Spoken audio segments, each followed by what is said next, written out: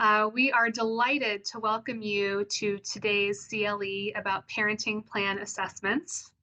I'm April Zonis, and along with Dan Bemmel, am co-chair of the Beverly Hills Bar Association's Family Law section. Our section is sponsored by White, Zuckerman, Warsofsky, Luna, and Hunt, and SoberLink.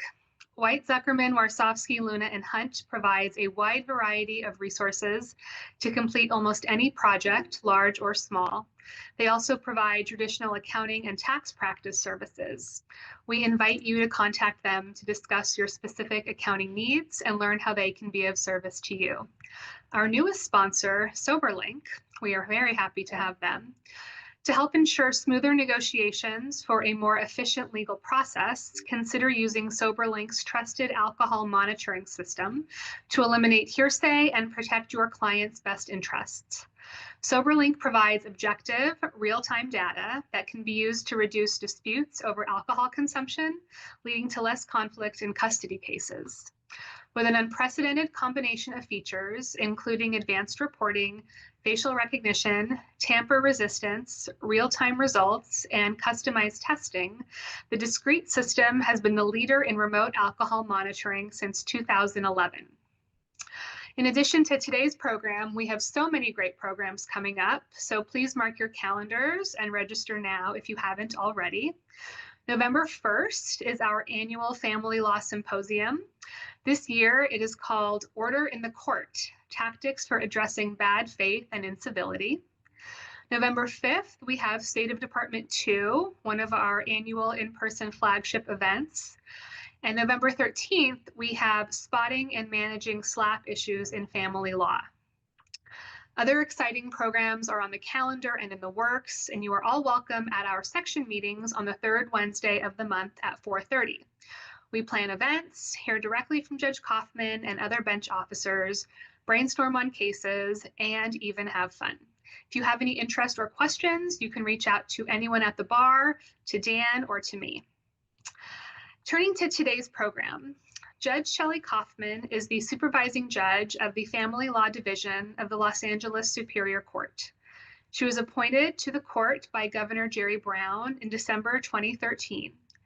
Prior to her appointment to the bench, Judge Kaufman was a partner at the renowned firm of Garagos and Garagos, with its main office in Los Angeles, representing a diverse group of litigants. As you all know, she is a tireless advocate for the bench and our bar.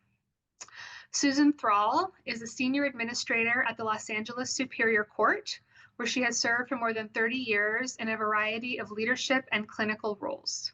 She oversees family court services, probate investigation, and mental health hearing referees, and was honored with the California Lawyers Association's 2024 Court Staff Award for her contributions to the family law courts. If you have any questions during the program, you can go ahead and submit them through the Q&A button below. Your question may be answered throughout the planned program, but if not, Judge Kaufman and Ms. Thrall will do their best to address outstanding questions at the end. And with that, I will turn this over to Judge Kaufman. Thank you very much, April, and thank you to the Beverly Hills Bar and to the lawyers that helped come up with this idea. But in particular, I want to thank Susan Thrall. This is her program. I'm helping to fill in some blanks. She is, in fact, a tireless advocate for children and our division. So she's basically volunteered her time to present to you so that everyone can understand what this tool, the parenting plan assessment, offers, what it's about, and help everyone understand the resource better and utilize it in the best way. Every resource we have is helpful. Could we always have more resources? Yes, we'd love to have a million other resources, but this is an excellent resource, and today's presentation is to explain to you what the resource is and how it works. I will be going through the questions and answers at some point. I may interrupt the presentation if I think the question should be answered right now. Maybe the question is going to be answered later, or maybe this is just not the right forum for it. So I will try to pay attention to that. And so I'm going to let Susan take it away. And again, I thank you profusely, Susan, for putting this together. Of course, it's my pleasure. Good afternoon, everyone, and thank you for joining our presentation today. Our goal today is going to be to provide an overview of the parenting plan assessment process that's used by the Superior Court of Los Angeles, its purpose, the structure, and the important role it plays in supporting families. We will begin our brief overview of family court services and the important work we do, followed by a look at the role and background of a family court services specialist within the court. Next, we'll review what a parenting plan assessment is, including the steps involved, payment procedures, and submitting appropriate documents and collateral contacts. Finally, we'll close with practical guidance and tips to help ensure the process runs smoothly and effectively for everyone who's involved. Family Court Services, or FCS, provides a vital role in supporting the family law court. We provide parent education, conflict resolution services, and limited scope assessments to help families navigate difficult transitions. Our goal: to assist families in making informed, child-centered decisions about child custody visitation that promote the well-being of their children. We offer several online parent education programs through our department, beginning with Our Children First, which is the mandatory online mediation orientation for parents. A little plug, parents should observe that program before attending mediation with us. And we also offer a parent education program specifically for parents under the age of 24 called Young Parents Bright Futures, which should be completed along with Our Children First.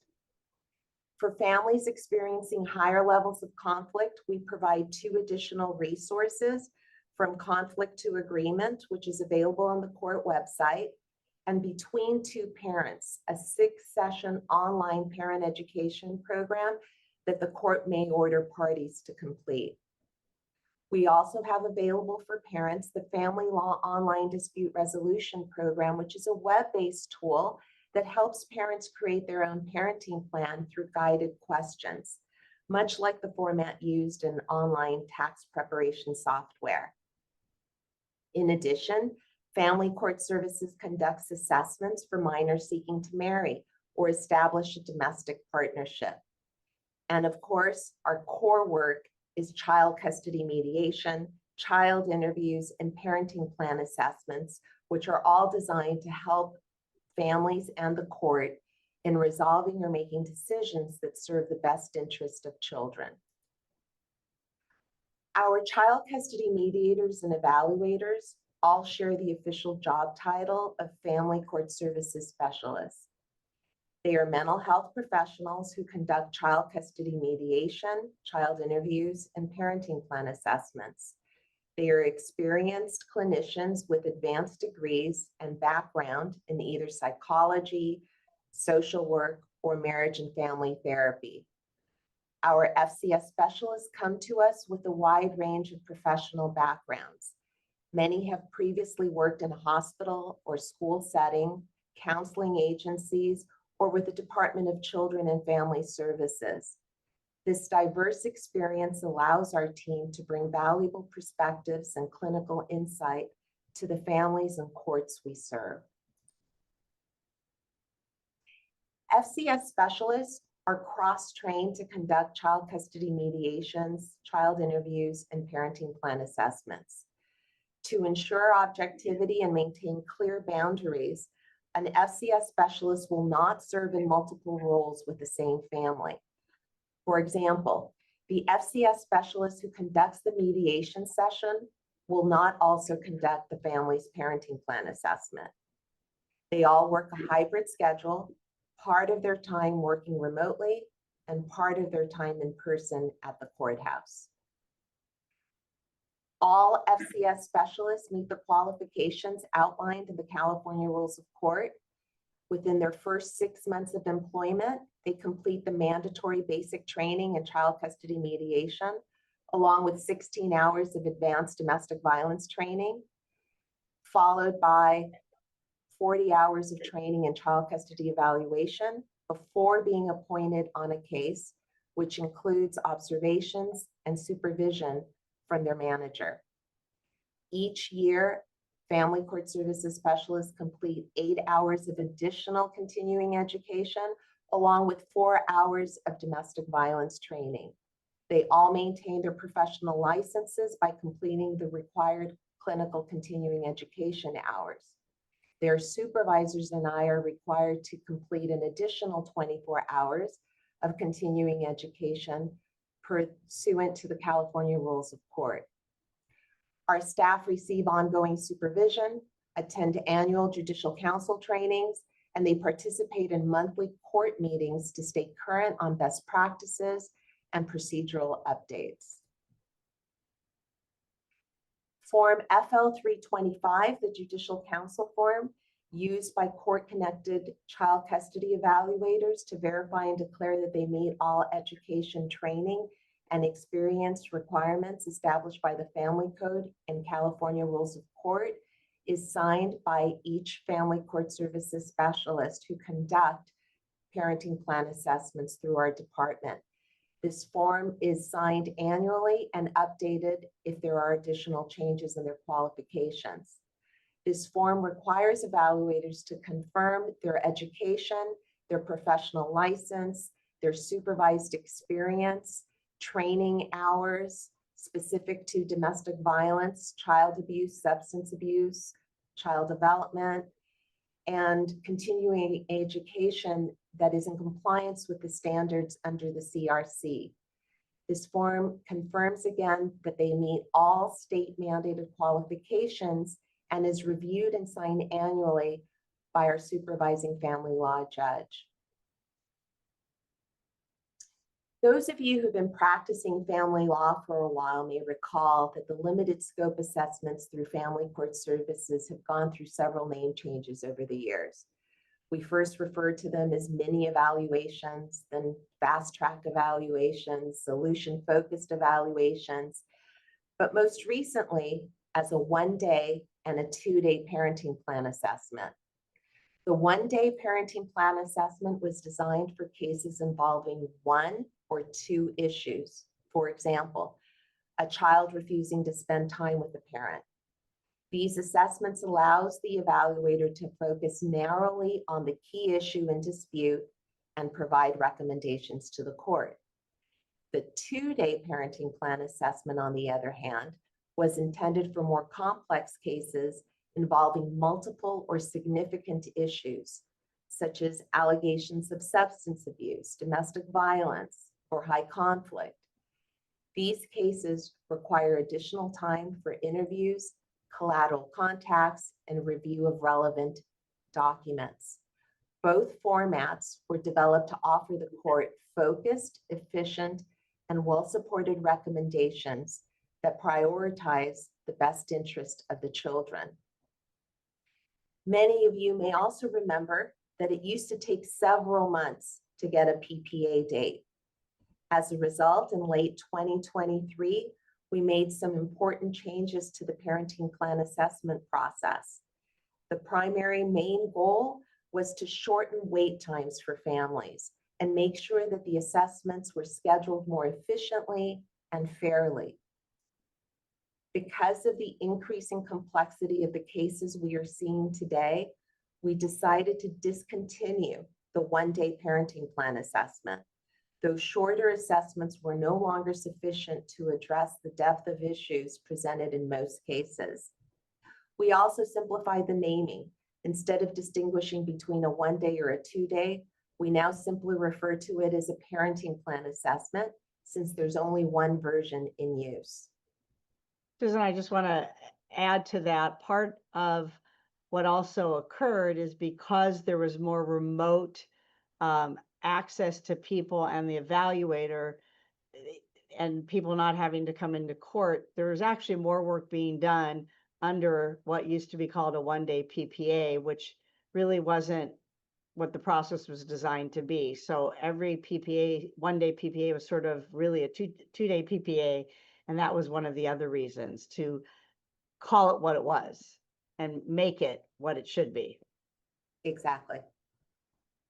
Thank you. So What's the difference between a parenting plan assessment versus a full child custody evaluation done privately? A parenting plan assessment is focused, time limited, and ordered by the court to assist in determining the custody and visitation.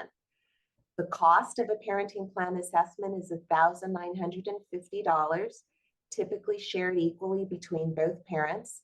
However, the court, of course, may reduce or waive the fee based on the parties' financial circumstances.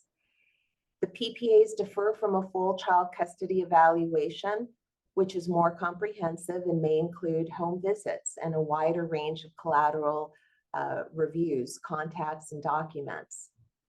PPAs are designed for complex cases where the court needs input from a mental health professional and input within a shorter time frame. Unlike a full evaluation that results in a written report, PPA concludes with the FCS Specialist providing oral testimony and recommendations. The testimony often has significant impact, helping the court and parents better understand their history, relationships, and dynamics. Susan, I want to ask you a question about that. Just for clarity for me, for our viewers, the full custody evaluation is something that we see in a private arena, correct? That is correct. That's the court does not offer, quote unquote, a full child custody evaluation. That is something that lawyers or parties decide to do on their own, letting the court, either the court with by stipulation is appointing an individual to conduct a full child custody evaluation, or one side might hire someone to prepare as an expert for them a child custody evaluation. But this is done in the private arena by stipulation and then approved by the court. Correct. The cost of that ranges very differently than the PPA cost. They tend to be very expensive. And as an example, the court, although we do not endorse anyone who's on the list, we do maintain a private evaluator list on the court website, and some of their fees are listed there. And yes, very different than the $1,950 fee. What's the purpose of a parenting plan assessment? To provide the court with objective psychosocial information and recommendations that can assist the court in issuing a child custody order. Through this process, FCS Specialist will gather relevant information, provide the court with history of the family.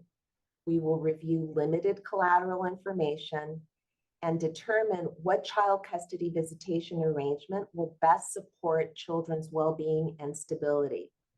Family Court Services Specialists, as mental health professionals, have the background and experience to assess families and to provide insight to the court and recommendations that can ensure the health, safety, welfare, and best interest of the child.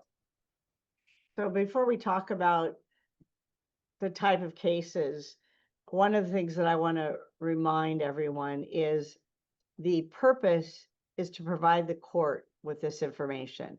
So the person or the person who's asking for the evaluation is technically the court. So just because parties say we want a PPA, or one side wants a PPA and the other doesn't, it's really the court's determination to say, I need this information. I need an objective psychosocial information and recommendation. So if you're surprised, because both sides stipulate, and we always talk about meet and confer, and you're surprised the judge doesn't agree with your meet and confer, it's because the judge has made a decision that that judge doesn't need this resource under the circumstances that have been presented.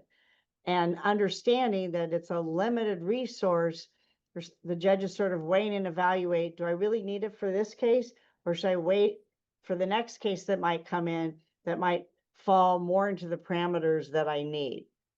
Again, if every case could have a PPA, that would be fine, but that isn't a resource that is available to the court or to your cases from this setting? Correct. PPAs are generally reserved for more complex cases.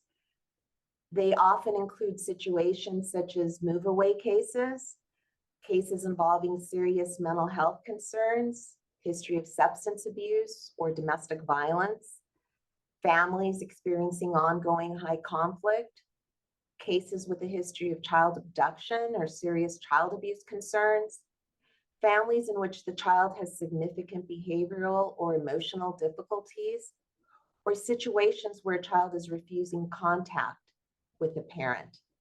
In these types of cases, the court can rely on a parenting plan assessment to provide objective insight that helps determine what custody visitation arrangement will best support the child or children. The parenting plan assessment. I'm going to Yes. stop and go back to that last slide. This is one of the I don't want to say difficulty, but this is where we're juggling and balancing of, am I going to have a case? Is my next case that's going to walk in the door? Am I going to have 5 move away cases? Am I going to have, 5 high conflict litigation cases that are coming down the pipe? So this case in front of me, it's got some of these criteria, but the bench officer thinks they can handle it with the testimony of the individuals involved. So that's what we're looking at, the present and the unknown.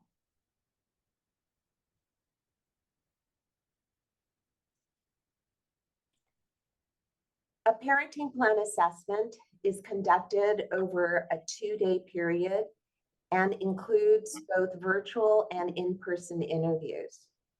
Each parent participates in the interview, and there are also observations between the parent and child or children.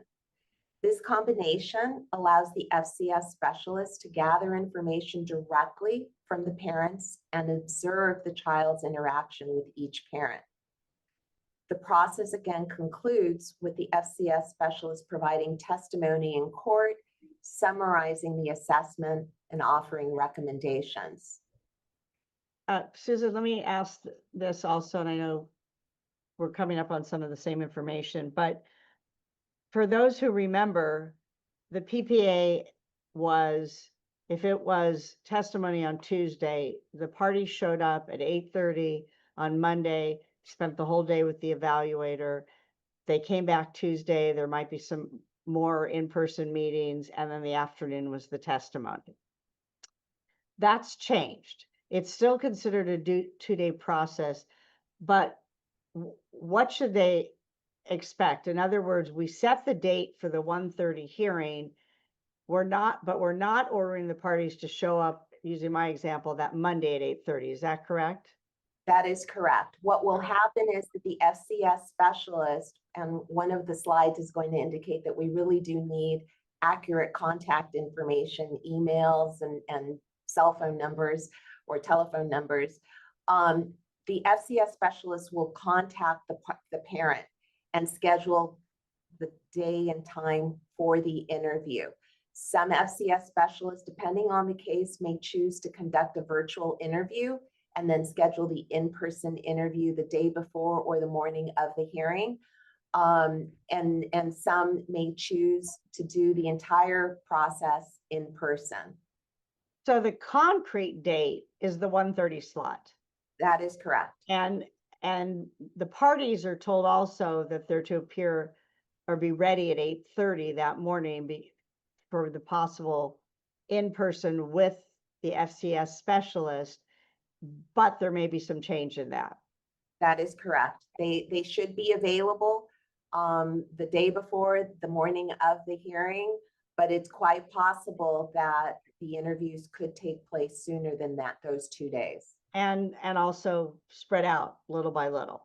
Correct. Right.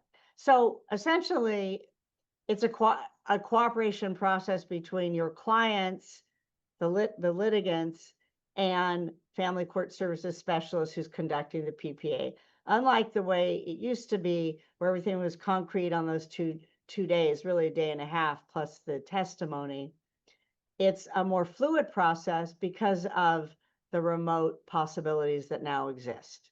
Correct. And all of that is explained in the parenting plan assessment brochure that was provided by the bar and also available to everyone on the court website.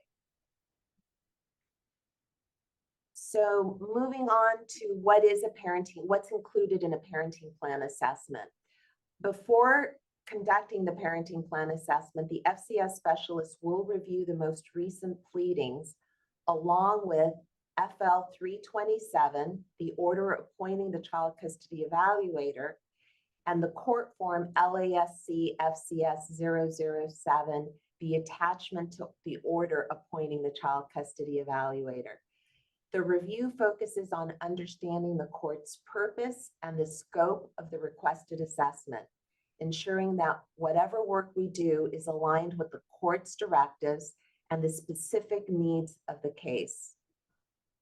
We will then interview parents and children, conduct observations between the parent and children to view their interaction.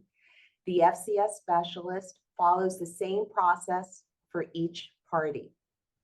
We assess for the parent's ability to understand and respond to the child's needs, their history of involvement in caring for the child, how parents resolve conflict with one another, and consider, of course, any history of child abuse, domestic violence, substance abuse, and psychiatric illness.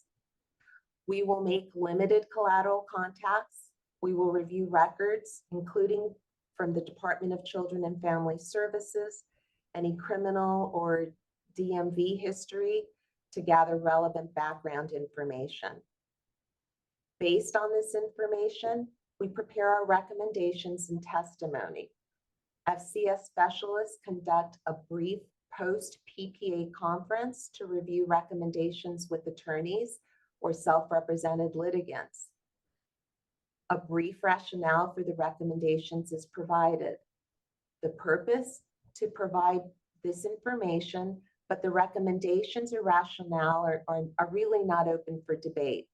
We will not be negotiating our recommendations. It's not mediation. We're simply providing the information to the attorneys or litigants. And of course, the cross-examination will be reserved for the court hearing. So, yes. Oh, go ahead. No, go ahead. The recommendation that's verbally given to the litigants and or attorneys, when you say there's no negotiation, so any negotiation would be on the side, they would talk.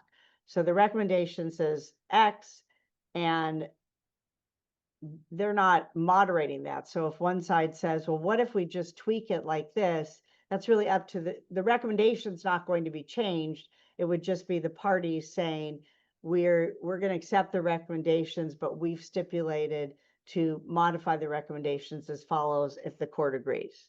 So is that what you mean?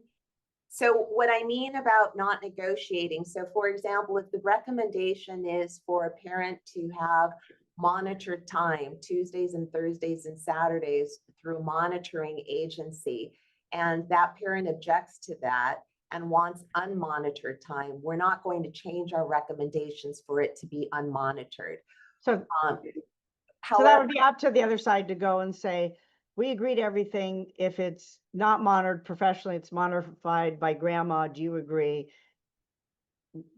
That's not going to change the recommendation, no, but it may be presented as a stipulation. Correct. Or for example, perhaps, a parent says, I actually work on Wednesdays from 4 to 7. Is it possible for me to have 2 to 5? That change would not impact per se the recommendation. Is just a time or day change. We will, if parents agree to the recommendations, we will draft a stipulation and submit it to the court. However, if there is no agreement, we will testify at 1:30 on the hearing date that same afternoon. And then this is really important. Testimony and cross-examination is expected to be completed that day.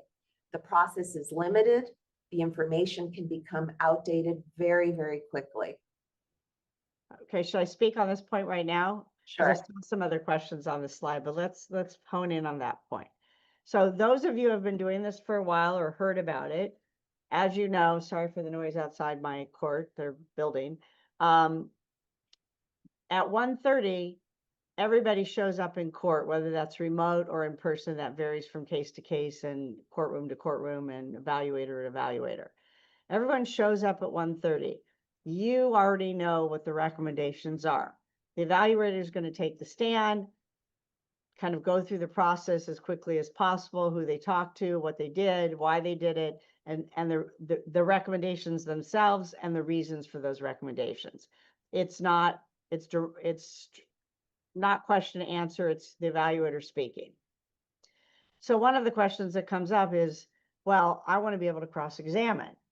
And this is sort of, I don't know if I want to call it a paradox, but this is the reality. So that's where I want to go. So straight to the reality and why we're sharing this information so that you can see, am I on board with this process?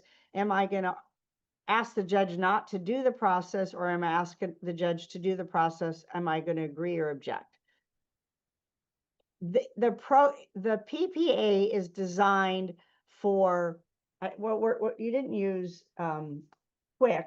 What was the word you used, Susan, in the beginning? Time limited. A time limited evaluation process. You have to understand that. If your goal or hope or belief is that you're going to want to cross-examine the evaluator for 2, 3, 4 hours, even an hour and a half each side, it's not going to work. That's just the reality. We can't come back tomorrow because that evaluator is doing another PPA or signed up to go to a different court and doing mediation. And then what really can happen, let's just say there was a glitch with technology, no fault of anyone's, it just took longer to get there. And maybe the evaluator just didn't even get to finish, it barely finished the word and it was 4:20. So everybody understands we have to come back. So the date we're coming back is that the date the evaluator says. The evaluator is going to look at their book and say, I can come back, today's Tuesday, I can come back Friday, it's still fresh in my head, that's my availability. I'm going to be asking the courts to move stuff to accommodate the evaluator, and you're going to have to move stuff too. It's not going to be your schedule that's going to dictate, because the whole process is a domino. And if the evaluator doesn't come back in short order, the assessment's going to be stale, it's not going to be helpful. And equally important is the evaluator scheduled to be somewhere else, maybe one of your other cases. So that's why their date is the date we want to be picking. And also continuing testimony 3, 4, 5 months into the future. A lot will be happening in 3, 4, 5 months into the future. And parenting plan assessments, again, we conducted it based on the scope and purpose that was issued 6 months before. We will not be interviewing additional people. It would just continue based on what was learned 6 months ago, which is why I say that the information becomes outdated. So if you file a request to continue the PPA hearing, I mean the actual 1:30 slot, the testimony portion, and the judge denies it, and even though you think it was a great reason, something happened even personally in your situation, or some other emergency happened in another case, this is the reason. So you're going to have to see, do I have a colleague that can, go instead for me? What can I do to fix this? It is a whole process that's just not one case alone. So that date, should be marked and coveted and protected. And even though you say, oh, I got a surprise, ticket from my significant other who's taking me on a surprise vacation, I didn't know, and the judge says, I'm denying your request, it's not because the judge is mean or sympathetic. It's because this is a really critical resource that we have to covet and protect. Thank you. Our practice within family court services is to observe each parent interacting in person with their child or children. These observations are an essential part of the parenting plan assessment process, and they allow the evaluator to see the nature of the parent-child relationship firsthand, how the parent engages, sets limits, comforts, or communicates with their child. Because these observations provide critical insight into the family dynamics, we will not make recommendations unless an observation has been conducted with each parent.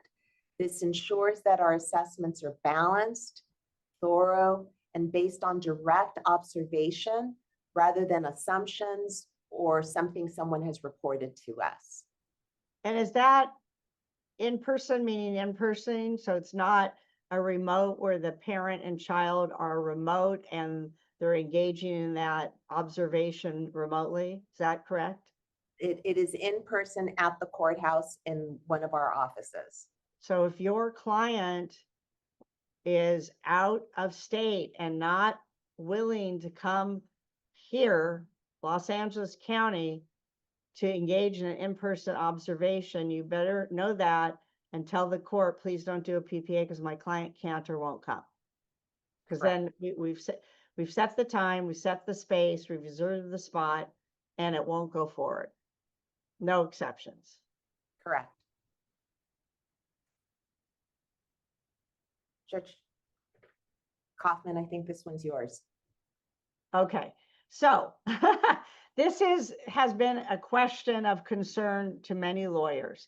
How can I waive Sanchez hearsay if I don't know what the process is and I don't know what's going to be said?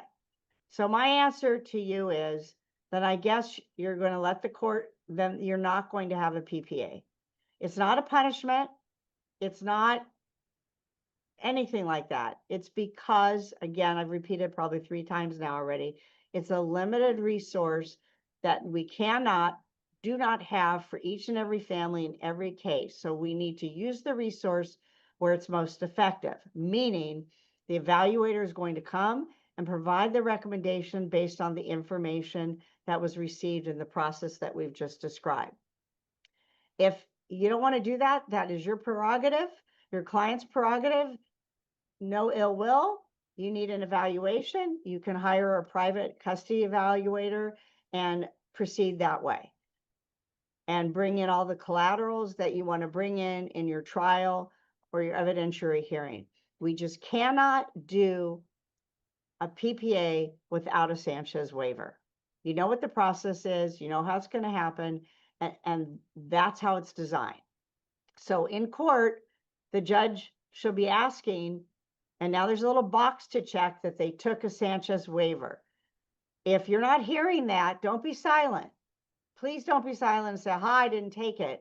Say, I don't want a PPA. My client will not waive Sanchez. Let's not waste a resource that can go to another family.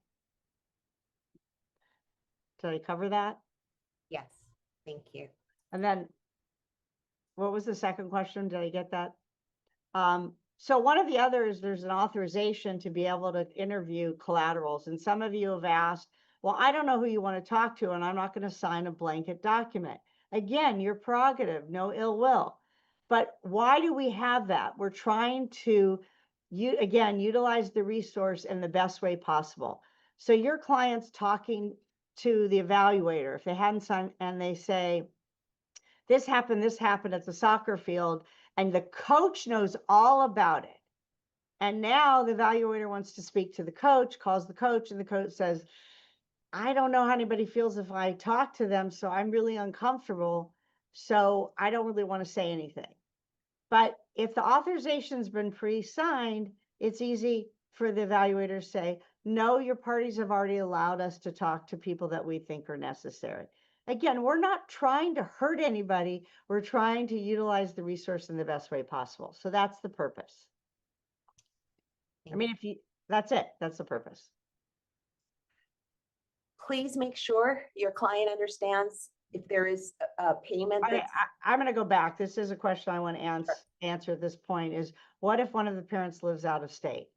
And so they're not here locally and they're not coming locally. Then they're not going to have a PPA, or they have to make arrangements to come. Isn't that correct? that is correct. Okay.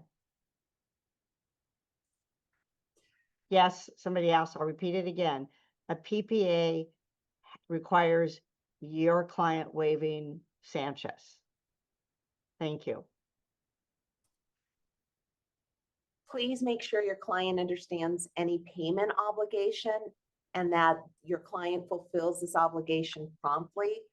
Any concerns regarding inability to pay should be raised at a time that the parenting plan assessment is ordered. So orders accommodating your client's financial situation can be issued. A friendly reminder, if the PPA carries a fee, it must be paid within 14 calendar days after the order is made. If payment is not received within that time frame, our office will cancel that parenting plan assessment.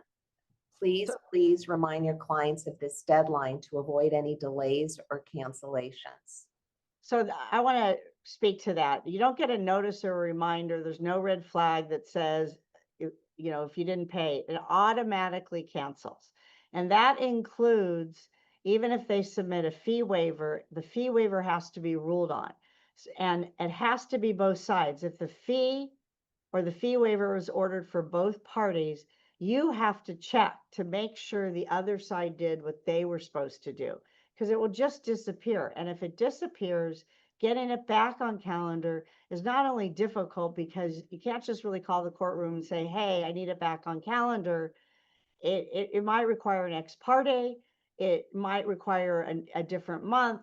So you need to follow up with your opposing counsel or even a self-represented litigant. Did you pay? Did you not pay? Is there a fee waiver order? And do something about it. You want to file the ex parte ahead of time to get it extended rather than the automatic cancellation. It's not like it just gets back on. So I think you need to understand that. And I want to you're looking at this form. This is our Dropbox now. It requires the court to check off that the parties have waived the hearsay under Sanchez and that they've agreed to allow the FCS specialist to speak to collaterals.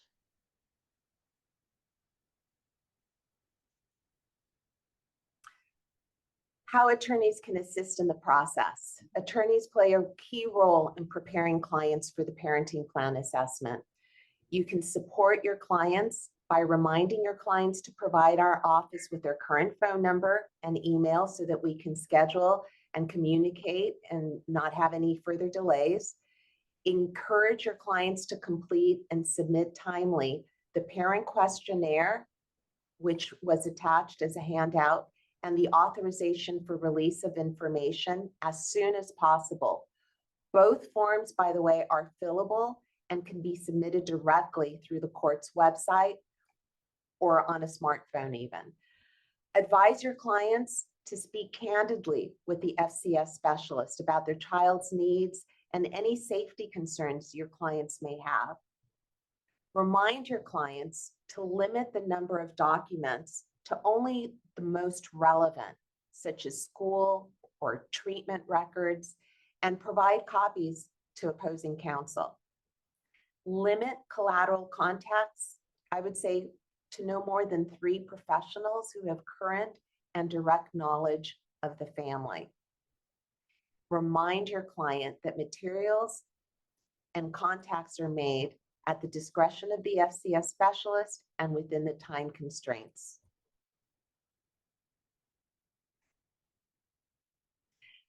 Preparing your client for the parenting plan assessment is one of the most important ways you can ensure that the court receives clear, relevant, and accurate information. Begin by explaining the purpose and process.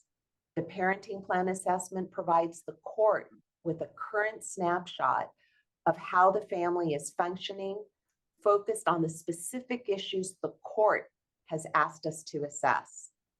Encourage your client to review the PPA brochure available on the court's website. Clarify that the FCS specialist role is to be neutral, to gather information, assess family dynamics, and make recommendations that serve the best interest of the child, not to advocate for either parent. Help your client understand what to expect during the process. There will be individual interviews with each parent and the children. There will be parent-child observations and a limited review of relevant documents and a small number of collateral contacts as time permits. Emphasize the importance of honesty, cooperation, and respectful communication throughout the process. Set realistic expectations. Evaluators are going to be looking at the patterns of behavior rather than isolated incidents, and recommendations may not always align with what your client hopes for. The goal is always to serve the child's best interest. Encourage your client to review and organize key documents that demonstrate parenting involvement, such as school communications, school records, medical records, activity schedules. They should provide concise, relevant, and well-organized information and avoid excessive or repetitive information. Finally, advise your client to respond clearly, briefly, and honestly during interviews, focusing on how any concerns directly affect their children's well-being. If sensitive issues such as mental health or domestic violence or substance abuse are involved, they should be prepared to discuss openly and factually and describe any steps they've taken to address these issues. When it comes to collateral contacts, again, it's important to be selective. Each party should provide no more than 3 collateral names and contacts, and collaterals should be available by telephone the day before the hearing or the day of the hearing, so that the FCS specialist may attempt to reach them during that time and then they are available. Please again remind your clients, and I've said this multiple times now, that we will only review written material and collateral contacts as time permits. So be selective, since this process is so time limited. We are going to be prioritizing the information that we think is most essential in the case. So I would add to that, if you've got 250 pages of talking parents to show how the parties are communicating, that's not going to be helpful. You want to pull out, 5 or 10 of the top important ones. It's just not, if you feel on behalf of your client, you've got to submit the 250 pages because you're going to have a problem with your client, put the top 10 in the beginning and say the top 10 are the worst or the best example, but here's 250 pages of similar conduct. It's time limited. I think that's the best thing to keep in mind. And I think it's important, if you really want the FCS specialist to speak to a collateral, you make sure that collateral can be reached all over the place, that the cell phone is there's a way that they can be contacted. If it turns out they have a limited opening, maybe you'll say that they can only talk between 9 and 10 that day, and the FCS specialist will do the best they can to accommodate. Exactly. We recently updated the authorization for release of information form, LASC FCS 031, to provide greater clarity regarding who we may contact for information.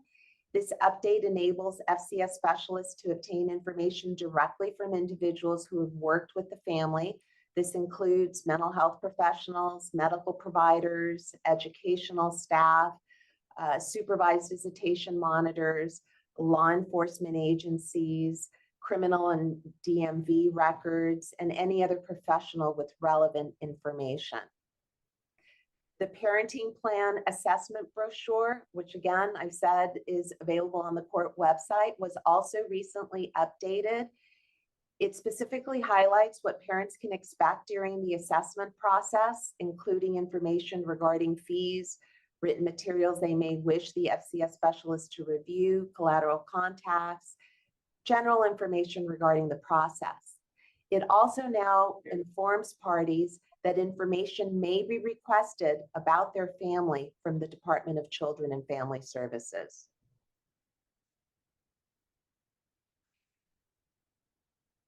As we stated throughout the hour, parenting plan assessments are a limited resource.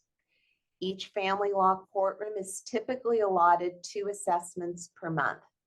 The court will schedule these assessments within a 4 to 6 week window.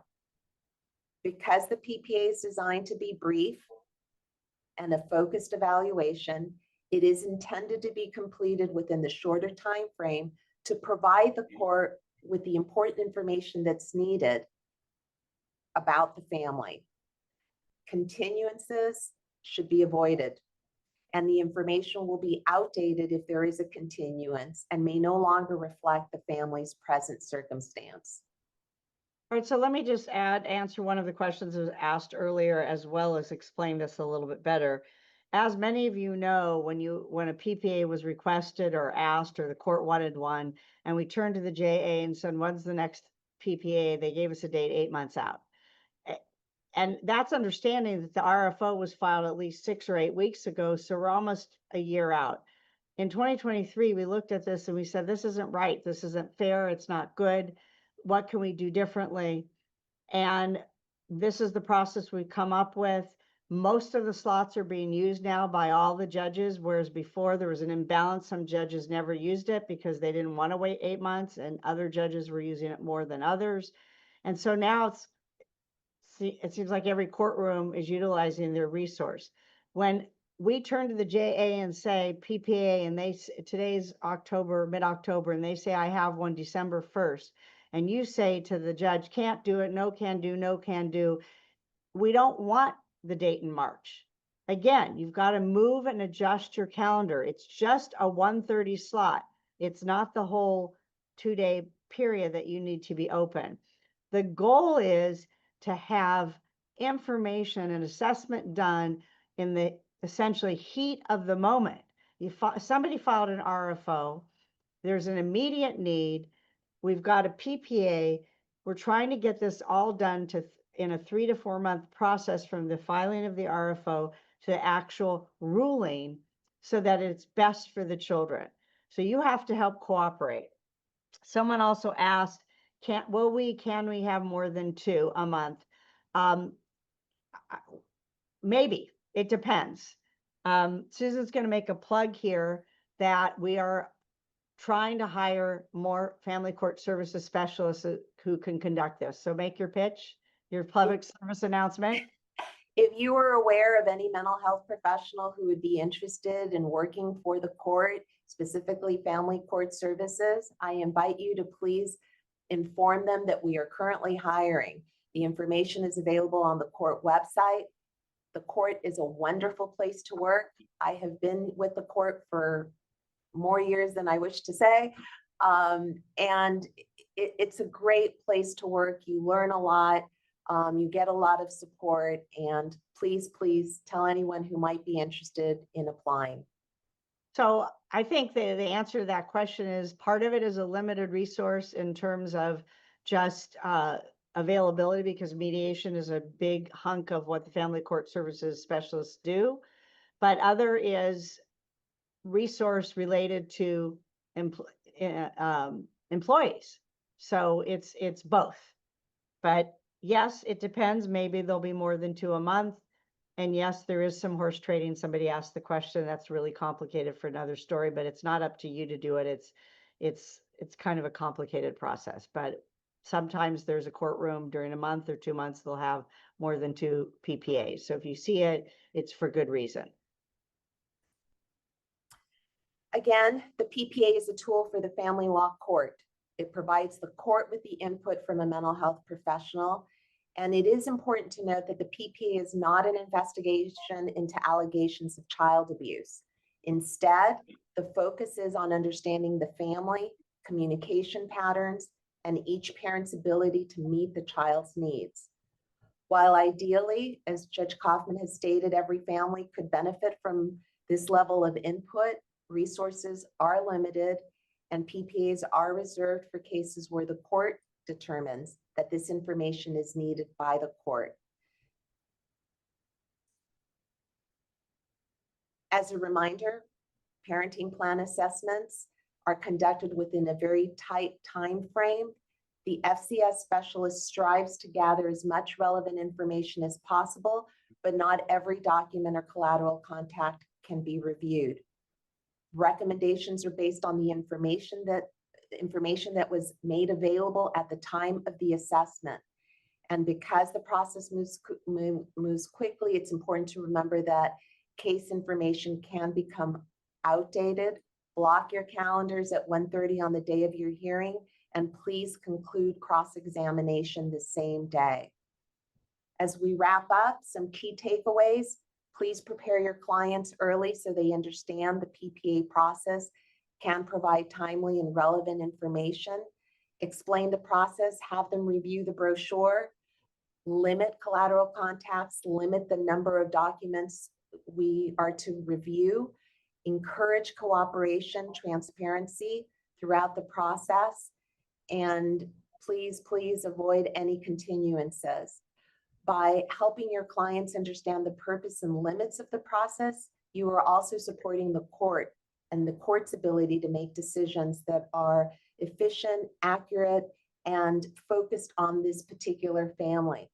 Parenting plan assessments are one of the court's most valuable tools for understanding families, and your assistance and partnership in helping us set the appropriate expectations and minimize delays ensures that these assessments serve their purpose, which is to help the court in making these important decisions in the best interest of children. Thank you, Susan. I'm going to go to a couple questions here. One is, what is the best way to send the collateral information to the evaluator? And how's that done? Is that after the evaluator contacted the parties?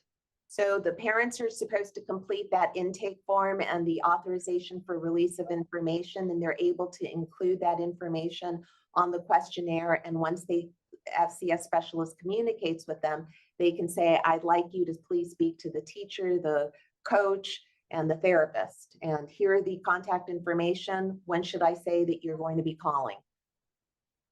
And then there's another question about whether the other side doesn't pay, what happens. So one of the things I'm asking bench officers to do, but you could ask them to do it, is to set an OSC Ray payment of the PPA on the same date that it's due, and remote appearance is acceptable, and make sure that everybody submitted their payment or a fee waiver was issued. That ensures that it got done and you know what happened. If I'm trying to ask bench officers to do that, but you can always ask them to set it just to make sure that it doesn't get canceled, and no appearance if everything's taken care of. There's a question about we have 2 minutes about the criteria to include private custody evaluators on our website.